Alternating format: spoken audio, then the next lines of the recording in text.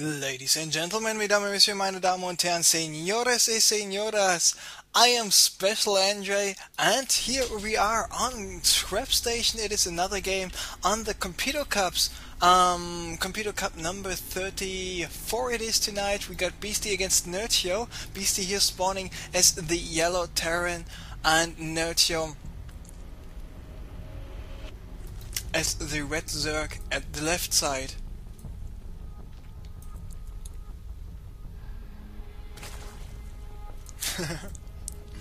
And Nerchio was now saying if you want Empire to win, he should give him a walkover, but because Nerchio is now a member of Team Empire since AAA disbanded, Nerchio joined Empire. Beastyqt, of course, is a member of Empire for quite a while now as well. So. And Beastyqt was asking Nerchio, so whoever wins this game will win the whole tournament. Nerchio saying, okay. And Beastyqt said, I'm going to all in your easy victory in Nerchio. And this is what I like so much. These two players are actually my most favorite players to cast, because they all already talking so much stuff, and this was actually opening my beer, so Prost, na zdrowie, skål, kippis, a votre santé, come by, cheers, and salute! So let's see where this is going. We see Nerchio going for a hatchery first. Of course, hatchery first is what you can do here on Scrap Station. So there we see the hatchery. But what is Beastyqt doing? Beastyqt told him he wants to go SCV all in. But before you go for SCV all in, of course you need to go for the double barracks opening. And there was a period of time like 2-3 weeks ago when Beastyqt was playing bit by bit prime style quite a lot. Just get a bunch of barracks, get a bunch of marines, and go for all the SCVs. And just going all caps lock in the chat saying bit by bit prime. And so Beastyqt was asking for a drone rush, or where is it actually, and looks like there was some sort of more joking going on, so that's why the drone rush is not happening. So the double barracks, here we see it. There we see more marines being produced by Beastyqt. Is he going for any more barracks? Is he going for any more expansions right away? At the moment, it's just adding another supply depot. He needs to wait a little bit longer until he has those 400 minerals.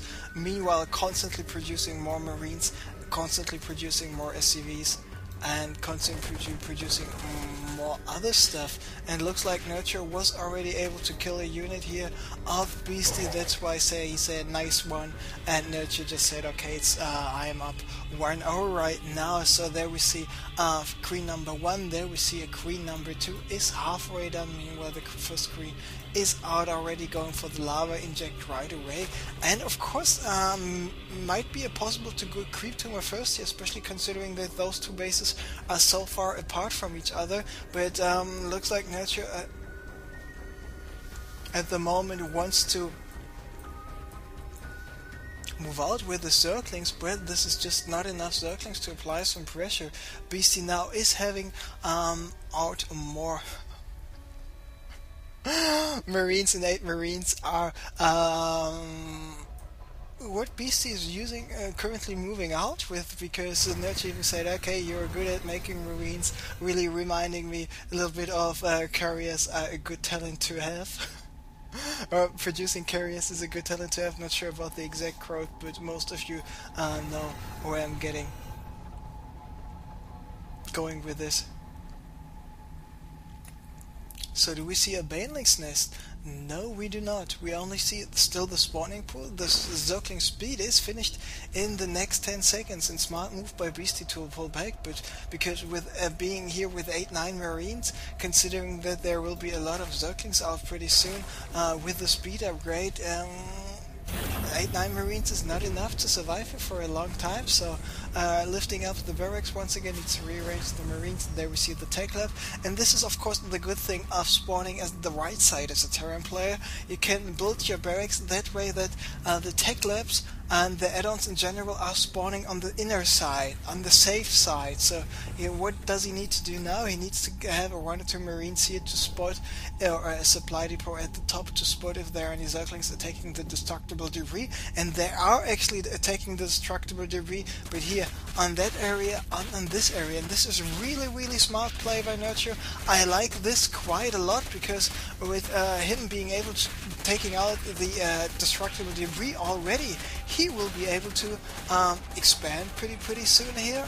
This pretty much safer expansion, because it's not getting scouted that early, and of course if the Terran player decides to land an orbital command here later on, the Zerg player will already have access to it and can stream some Mars Zerglings, and stream some Mars Banelings, and of course profiting from his mobility given by his army composition compared to the immobility most of the time by the Terran player. So let's see where this is going. We see finishing with a factory, actually with a double factory. We see the Blue Flame is halfway done, the Stimpack is halfway done as well. Now BC rearranging this barracks, so he's not afraid of a Zergling 1 by anymore. He's got this 4 Hellions, and let's see how much damage he will be able to do with those Hellions. The Hellions here doing some damage already, but it looks like Nerchio, who was able to go for his small timing window to go for a full surround here on the Hellions, but he was pulling back, which most likely might be the more safest way, because better be sure and do not try to waste a couple of units by just accomplishing nothing. So now the Zerglings want to go for a surround, but the Blue Flame just finished. More Hellions arriving, and with those 2 more Hellions arriving, BC is able just to roast and toast even more units. The Roach Run just finished for Nerchio, so he will be able to go for some Roaches, 1 Roach in production, but it looks like this is... Beastyqt does not want to really attack here. I mean, he's got so many Hellions out, and he really likes this Mars Hellion play. He's currently at 7 Hellions, going for another Hellion, but also going for the siege tanks with the siege mode, having quite a lot of Marines here out there at the Zelnaga Watchtower actually already.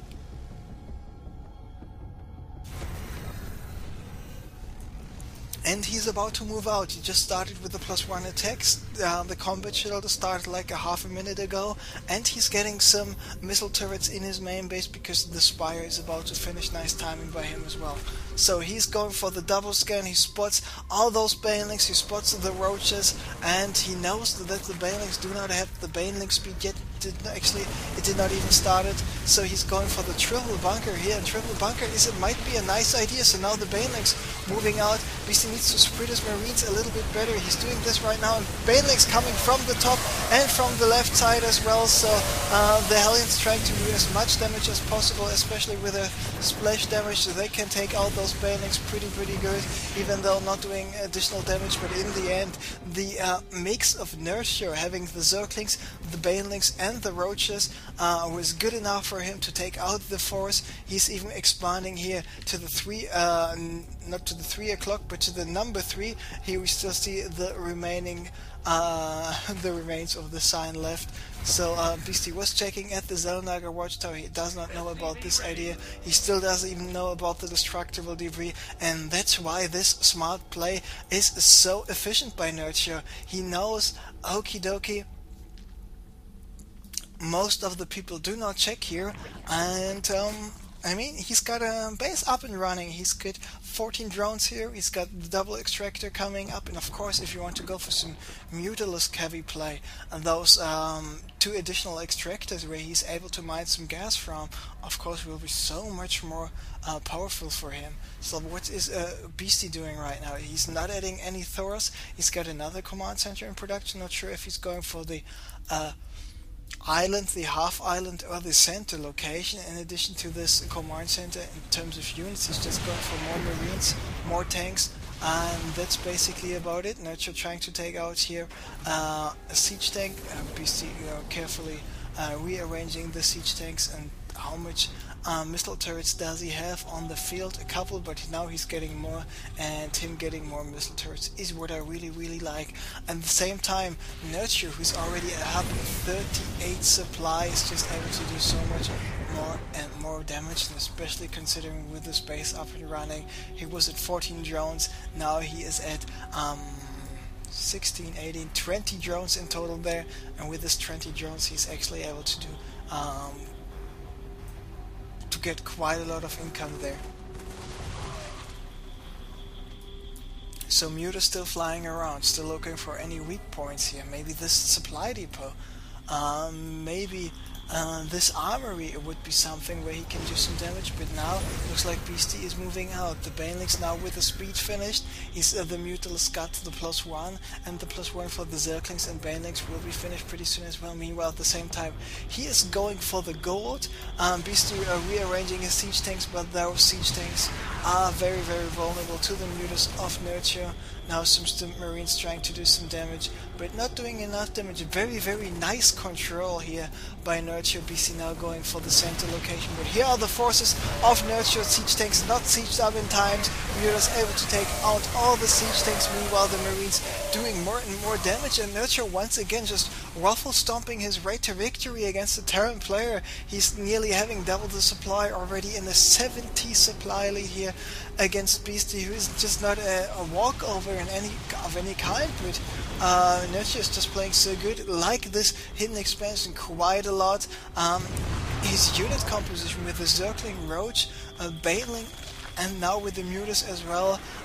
With the Roaches in this mix, not only the pure Zergling, Baneling, because of the Roaches in the mix, it was giving his Zerglings and Banelings a little bit more time to try to do more damage.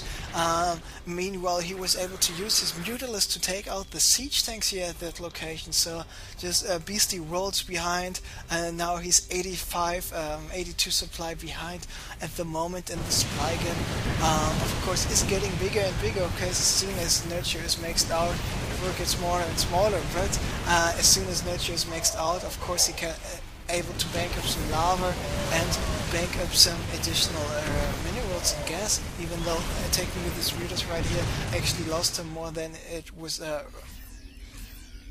good for him. But in the end, look, it's all those forces here, so many Banelings actually being able to do so much damage, and now he's going for a trademark Nerchio move, which is the drop and the overload speed, and this is and he's going for the hive as well, so a lot of good upgrades, because as you're maxed out, and Nerchio is maxed out, 200, you can go you can go for more hatcheries, you can go for more lava, and you can go for more upgrade and tech buildings, and this is all you need to do.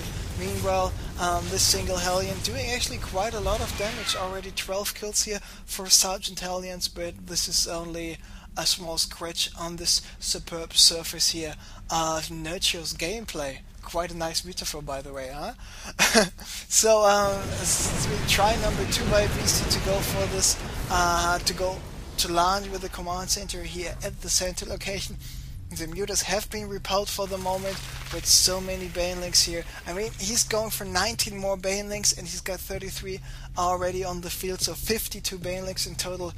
Remember, you just need like 12 Banelings to kill a barracks, so maybe about 18-19 Banelings to kill a command center. But 51 Banelings? Someone just wants to play it safe. But now with Beasty being sieged up with all the siege tanks here, having a Thor in the mix as well, I would really love Beasty to get another and even a third Thor, and then just go for the pure Marine upgrade, because the +2 is all you need against all those forces here right now. So he's just moving over here to the center location, taking out a Roach at the Zonarger Watchtower. Meanwhile, Nerchio is going for another Evolution Chamber, going for the +3 attack for the Zerglings, the Banelings, and the Broodlings pretty soon as well, because the Greater Spire is currently being morphed in here by Nerchio. Where is the Greater Spire? Here it is, and Greater Spire is one of the most awesomest looking buildings in the game, actually. But looks like Nerchio is preparing to go for an attack. He's got this Mutas here, the Roaches, the Banelings, the Zerglings. What about the Planetary Fortress? It is finished, but there's no buildings to protect the Planetary Fortress like the SimCity with the Marines by Beastyqt, because all his siege tanks are sieged up quite well. So here come the Zerglings and the Banelings, not doing too much damage. So many Stim Marines taking out quite a lot of those forces. Meanwhile, the Mutas flying in to do some more damage, and actually Nerchio lost all of his forces, and he's just losing all of his overlords once again. Not once again, but the first time in this game. I mean, he wants to play it super cruel, but he should have just attacked you head on right away, and now he lost all of his overlords, lost all of his Zerglings, Banelings, and Roaches, and he's just desperately trying to remix his army. Meanwhile, Beastyqt knows about this thing that Nerchio is about to rebuild his army, so he's using his Stim Marines to take out these Corruptors, their overlords, and now all of those Zerglings streaming, and of course we'll have no problems with those Marines. So let's take a look. Adrenal glands is not being researched. He definitely should go for that, but of course, because of him having the superior economy, he was able to go for Brute Lords. He's got 6 Brute Lords currently being morphed in somewhere on the map, and here are 1 Brute Lord, and here are the remaining Brute Lords. In addition to the Brute Lords, he is having some Corruptors, 6 Infestors, and the +3 pretty soon finished. So let's take a look at the units lost tag. There we see Nerchio being behind, 5,000 resources.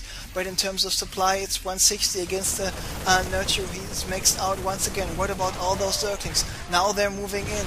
And with the Brute Lords here in the mix as well, the Siege Tanks of course has to watch out. But if the Siege Tanks are not sieged up anymore, the Zerglings can do so much damage. And it looks like the German caster is slowing down the game, but let's focus a little bit more on the Vikings in addition to the Zerglings and in addition to the Marines. But here are the Zerglings streaming in from the back, taking out all of those siege tanks now with the +3 doing so much more damage. So all the Brute Lords are gone, but so are all the tanks. Of course, Zerglings can't do shit against the Planetary Fortress. Doesn't matter how many Zerglings there are. So he's just going for a run by here with the Zerglings, of course taking out the siege tanks so fast with a +3 attack.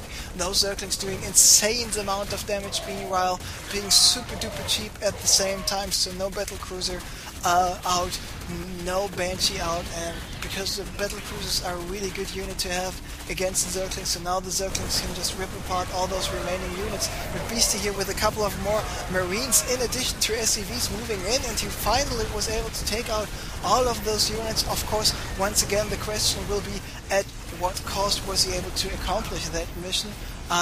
He's down to 50 SCVs compared to the 77 drones, not that big of a difference.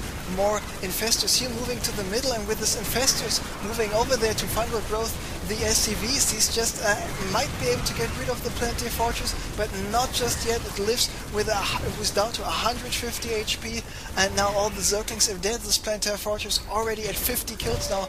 More Marines, Misreality are trying to take out the Infestors. For example, this Infestor Slayer here with the 8 kills. A lot of different Zerg units. This scene really reminding me of the single player. A lot of variety in the army composition here for Nerchio, who is at 155 supply, meanwhile Beastyqt down to 87, and Nerchio just going for more Infestors, more Corruptors, and this base here, this hidden base, is nearly mined out, and nice fungal growth on those Vikings. Will the Vikings be able to take out this Brute Lord before they go down? Yes, they do, so at least they accomplished something. A Corruptor costs, I think, 150 minerals and 100 gas. A Brute Lord costs 150 minerals and 150 gas, so 300 minerals and 250 gas is quite an expensive unit, so sacrificing a couple of Vikings to get rid of a couple of Brute Lords, always worth it. Beastyqt meanwhile continuing to produce more Vikings here at the starport. There they come. But this game is still over because, yes, he was realizing that there was so much going on, where a little too many units and little too many bases for him, so he GGing out of the game. And Nerchio doing a great job, especially this hidden expansion, and Beastyqt still has no idea about it, was paying off so much.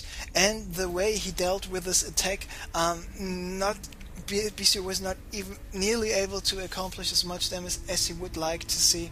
And yeah, That's about it. And about messaging me, people, there's an IRC chat. I have the I'm not set on busy mode just because of the fact if I'm too stupid to mute my microphone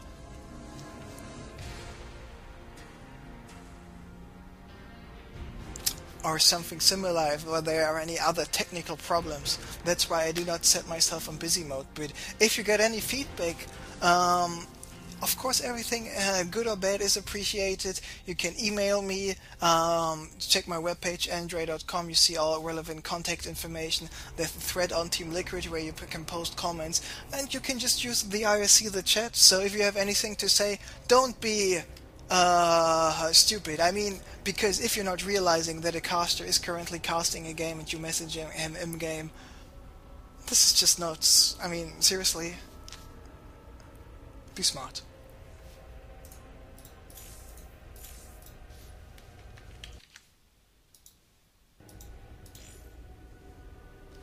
So once again,